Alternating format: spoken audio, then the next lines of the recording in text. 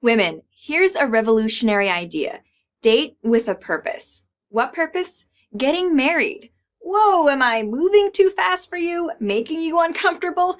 Dating, you say, is just, well, dating. You know, hookups, casual flings, having fun. Yeah?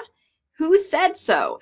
Don't get me wrong, I'm all for fun, but I'm interested in something deeper here, like happiness. I'm certainly not saying that marriage should be the first topic of conversation. At least wait until the pizza is served. Just kidding. But I am saying that you need to ask yourself this question. Why do you want to go on a date with someone? Physical attraction? That's important. Common interest in something? Also important. But what else? Let's face it, most of the time we, and by we here I'm referring to women, have no idea. We have no plan.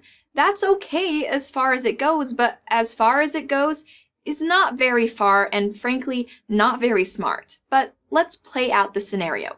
We too often assume that relationships have levels of commitment, progressing, if they progress at all, like video games. A hookup is level 1, dating is level 2, level 3 living together, and then, after we've had those, maybe we're ready for marriage. But in fact, relationships usually don't progress that way. Hookups arise out of whim, impulse, or simple attraction.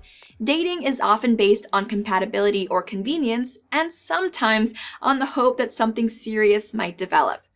Living together may be based on real love and a tryout for marriage, but it can also be based on less serious considerations like lack of other opportunities, desire for a roommate, or the inability to afford a single apartment. But marriage is a different enterprise entirely. Those looking for a good marriage are looking for someone who wants to build a shared life.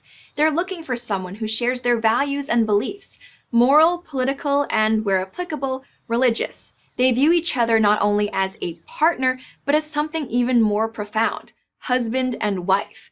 The problem with so many dating relationships is that people enter them with completely different understandings of what the ideal outcome should be. He wants X and she wants Y, and it's easy to get distracted and fooled by superficial compatibility.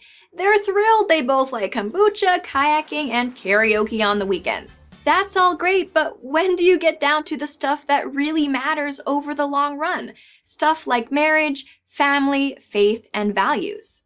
I say the sooner the better. If a relationship looks like it has a future, talk about it early on. And if it doesn't look like it has a future, what are you doing in it? I have no doubt the reason so many women get stuck in dead-end relationships is that it has become taboo, or to be precise, not politically correct, for a woman to articulate what she really wants, which takes me back to marriage and why women crave it. Here are 3 reasons: protection, commitment, love. Nothing wrong with wanting those things.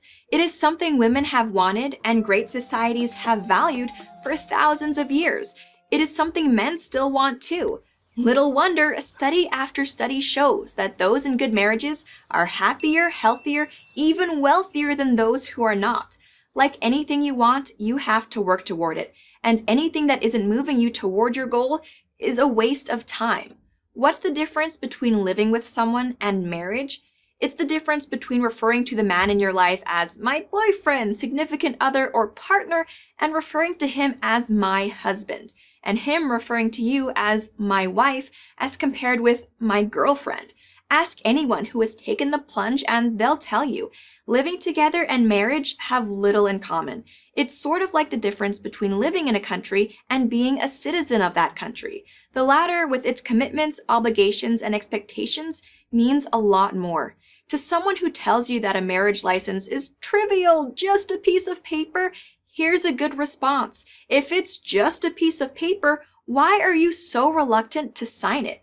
The answer, of course, is that no one believes that it's trivial. Everyone knows it's the most important decision you'll ever make.